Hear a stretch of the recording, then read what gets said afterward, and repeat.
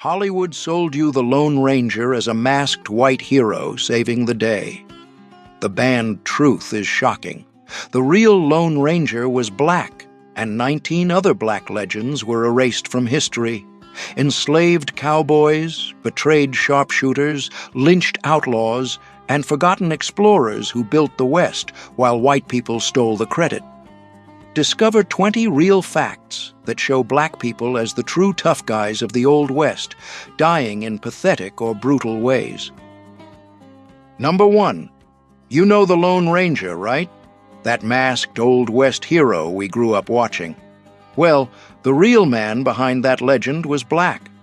Bass Reeves was born enslaved in 1838 and escaped during the Civil War. In 1875, he became a federal deputy in the Arkansas Territory, at a time when that seemed impossible for someone like him. For 3 decades, he arrested more than 3,000 criminals in the most dangerous lands in the country. His method was clever. He'd disguise himself as a beggar or a preacher to get close to the outlaws before capturing them. He spoke indigenous languages and had aim that became legendary among outlaws. Even so, when he died in 1910 in Muskogee, Oklahoma, he was basically broke. Hollywood took his story, made the hero white, and the real Lone Ranger was erased from the books for decades. Bass Reeves just rewired your Lone Ranger memory? I put together a few deep-dive dossiers on key Old West figures and left the link in the first comment. If you're the kind of person who won't settle for the cleaned-up, shallow version of these stories, this is for you. No fluff, just what Hollywood skips. Number 2. Bill Pickett, the cowboy who tamed bulls with his teeth. Have you ever seen someone take down a bull using their mouth? Bill Pickett really did that. Born in 1870 in Texas, the son of former slaves, he spent his childhood watching bulldog dogs handle wild cattle. He had a crazy idea. Why not do the same? That's how bulldogging was born, a technique where Pickett grabbed the steer by the horns, twisted its neck, and bit the animal's lip until it went down. It worked. The guy became a big deal in American rodeos and traveled with the famous Wild West shows across Europe and South America. But here's the hard part. Even though he was a star, hotels refused to let him stay because of his skin color. Pickett never stopped. He kept working with horses to the end.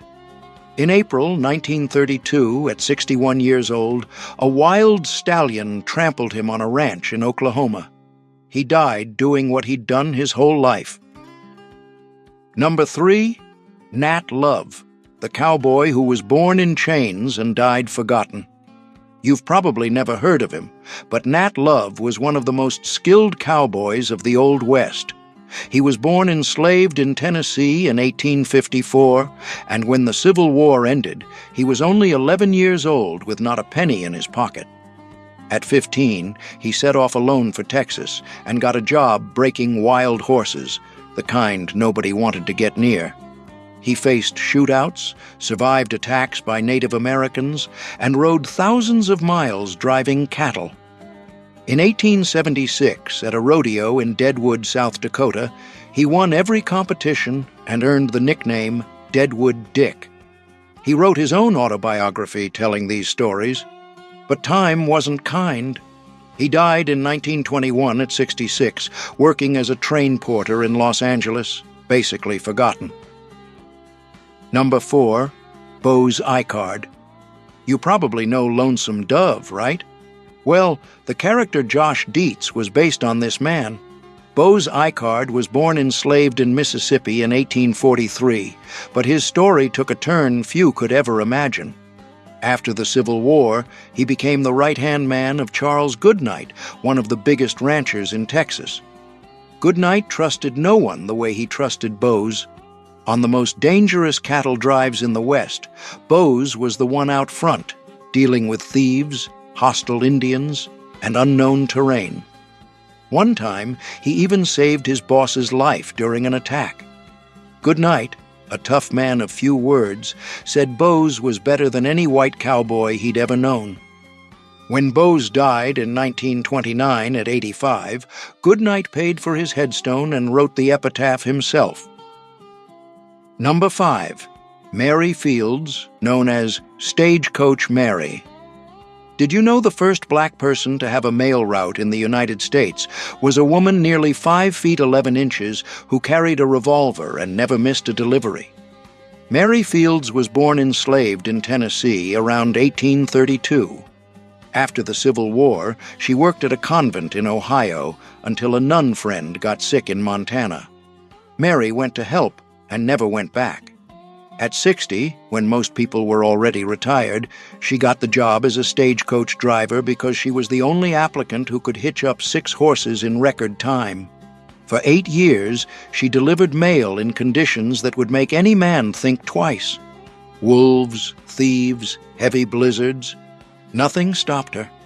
When the stagecoach got stuck in the snow, she carried the mail on her back. Mary died in 1914 at 82 in Cascade, Montana. Number 6. Cherokee Bill. Have you ever heard of the outlaw who laughed at his own execution? Crawford Goldsby, known as Cherokee Bill, had black and Cherokee blood running through his veins. At just 18, he was already the most wanted man in Oklahoma Territory. Between 1894 and 1895, this kid terrorized trains, robbed stores, and faced the law without blinking. Authorities pinned 13 killings on him, including a jail guard during an escape attempt. Judge Isaac Parker, famous for sentencing outlaws to death, personally handled the case. In March 1896, at 20 years old, Cherokee Bill walked up to the gallows in Fort Smith, Arkansas. When they asked if he had any last words, he said, "I came here to die, not to make a speech." Seconds later, he dropped through the trap door. The most feared guy in the Old West didn't live to see 21. Number 7. Esam Dart. Born into slavery around 1849, this man built one of the most unlikely paths in the Old West. After the Civil War, he headed to Wyoming and started stealing horses. The interesting part? He could vanish completely. He'd change his name, alter his look, and disappear like smoke. Bounty hunters were left clueless. For a while, he lived among native tribes, learning survival skills few white men knew. That kept him alive for decades in a territory where black men faced extra danger. But every streak ends. In October 1900, at 51, Tom Horn, one of the most feared hired guns of the time, ambushed him on Cold Spring Mountain. 2 clean shots ended the story of a man who spent his whole life getting away. Number 8. George McJunkin was born enslaved in Texas in 1851, but after the Civil War, he built a completely different life in New Mexico working as a cowboy. He was self-taught. He taught himself to read, play the violin, and study geology. In 1908, while riding near Folsom, he noticed something strange in a ravine after a flood. Huge bones mixed with spear points made by human hands. McJunkin spent years trying to convince scientists to look into his discovery, but few took a formerly enslaved black man seriously. He died in 1922 without seeing any recognition for what he'd found. Only years later, researchers confirmed that the site proved humans were in the Americas more than 10,000 years ago, completely rewriting what we knew about the continent's history. Number 9. Jim Beckwourth was born enslaved in Virginia in 1798, but he gained his freedom and ended up in the mountains out west as a fur trapper. He found a key pass in the Sierras that helped thousands of pioneers make it to California. But the wildest part of his story is something else. The Crow didn't just accept Beckwourth into the tribe, they made him a war chief. He fought alongside them, married Crow women, and lived for years as one of them. Now, here's the twist nobody saw coming. When he died in 1866 at 68, people say the Crow themselves may have poisoned him. Why? Some historians believe it was an honor ritual to keep his spirit with the tribe forever. Number 10. This is York, the only black man on the famous Lewis and Clark expedition that crossed American territory between 1804 and 1806. What a lot of people don't know is that he was born enslaved, owned by William Clark since childhood. During the journey, the native tribes had never seen a dark-skinned man, and many tried to rub his skin, thinking it was paint. York hunted, explored, and risked his life just like the others. But when he came back, Clark refused to give him his freedom for years. Only after a lot of pushing was he finally freed. He tried to make a living hauling freight, but the business failed. Historians believe he died of cholera around 1832 in St. Louis, basically forgotten. A man who helped map a nation, but one history took centuries to truly recognize. York helped map a nation, and still came home in chains. I put together a few deep-dive dossiers on the Old West stories most people never hear, and left the link in the first comment. If you're not satisfied with the polished, feel-good version of history and want the full picture, this is for you. Number 11. Biddy Mason. Do you know the story of the woman who walked 1,700 miles barefoot behind a Mormon wagon train and ended up becoming one of the richest people in Los Angeles?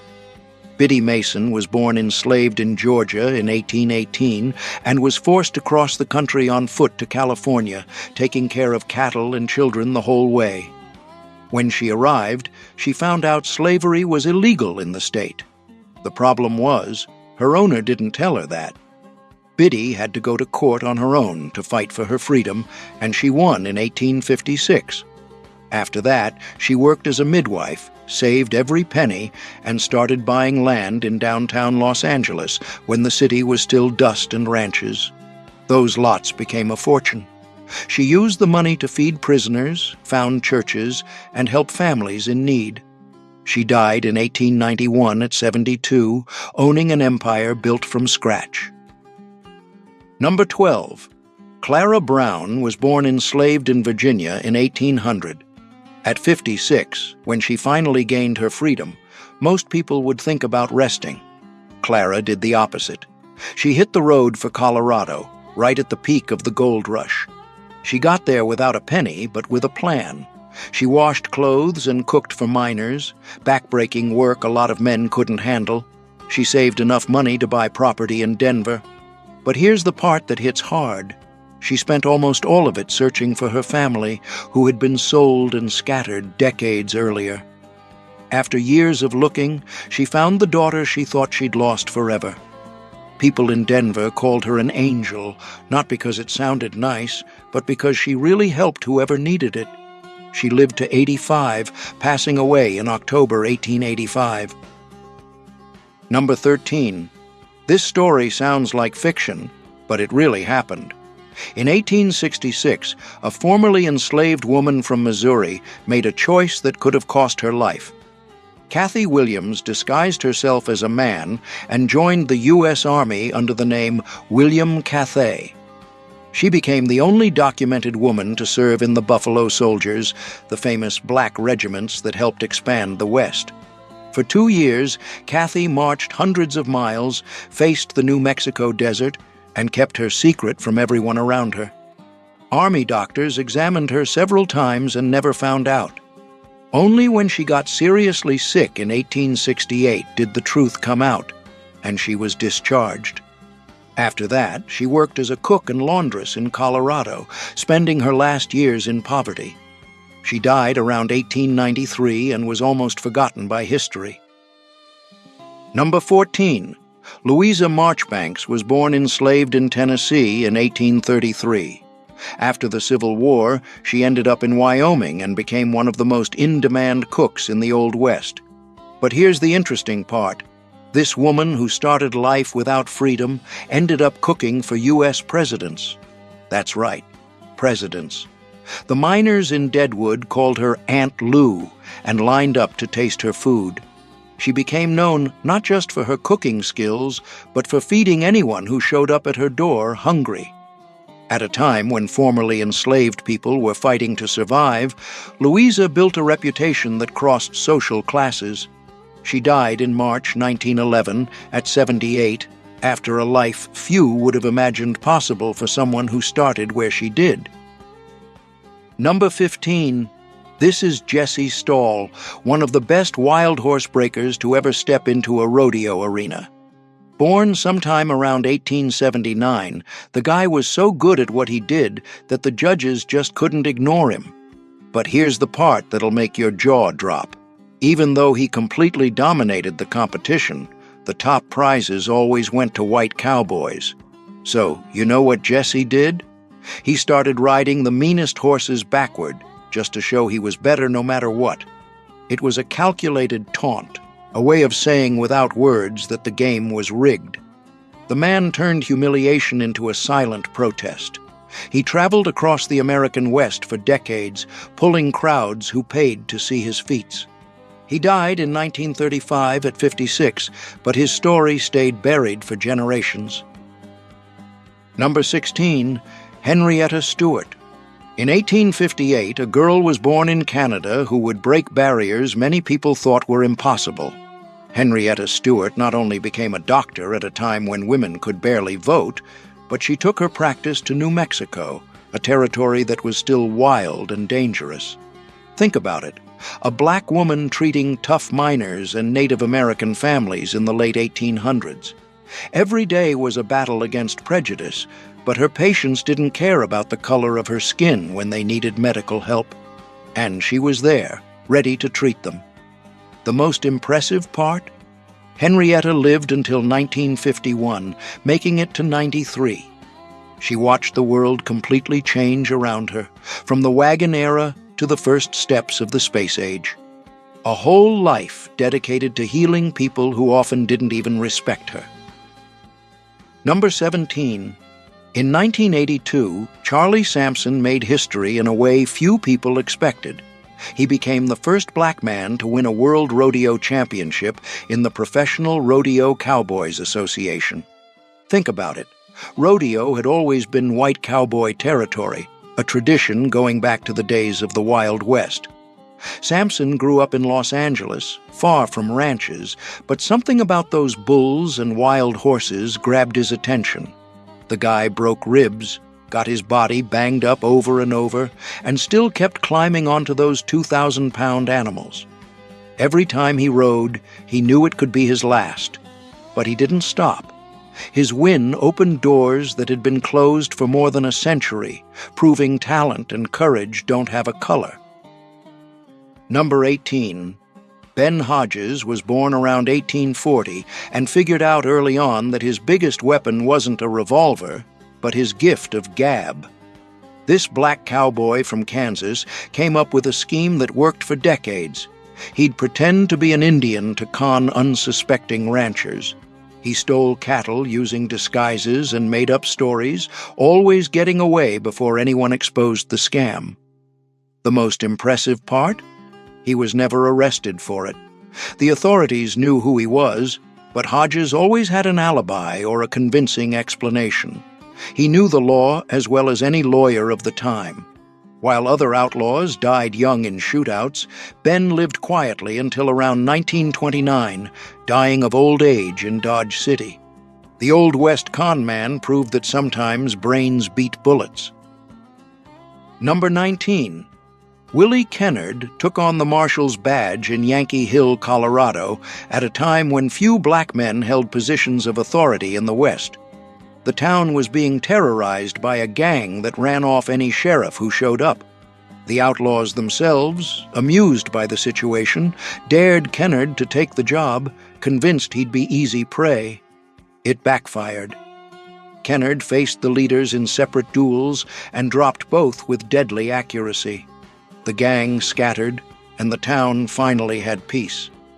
What happened after that remains a mystery, since records from the 1880s just stopped mentioning him. Historians still debate whether the stories were exaggerated over the years, but one thing is certain: someone cleaned that town up, and the name that stuck was his. Willie Kennard's story ending in a mystery is exactly how the West gets flattened into half-truths. I put together a few deep-dive dossiers on key frontier figures and left the link in the first comment. If you're the kind of person who hates the shallow version and wants the real grit, it's there for you. Number 20. Addie Huddleston pulled off something few people thought was possible in the Old West. At a time when black people faced brutal barriers in just about everything, she built a real empire in Cheyenne, Wyoming. Huddleston ran brothels and built up a sizable fortune, becoming one of the richest women in the area. What's interesting is that she operated out in the open, paid her taxes, and did business with the local elite. Records show that officials and businessmen visited her places without any major public scandals.